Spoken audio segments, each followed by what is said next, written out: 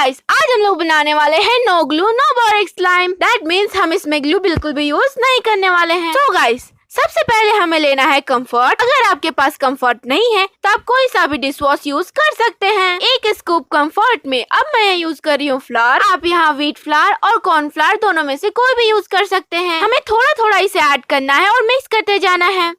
That means इसमें कोई भी लम्प्स ना रहे। फिर हम इसमें ऐड करेंगे कोई सा भी हेयर ऑयल और इसे हाथों से अच्छे से मिक्स कर लेंगे और ये बहुत ही ज्यादा सॉफ्ट और स्मूथ बना है फ्रेंड। और हमारा no glue no borax slime बिल्कुल रेडी हो गया है। तो आप इसे एक बार जरूर ट्राई करना और वीडियो पसंद आई तो चैनल को सब्सक्राइब जरूर करना। Okay, bye bye.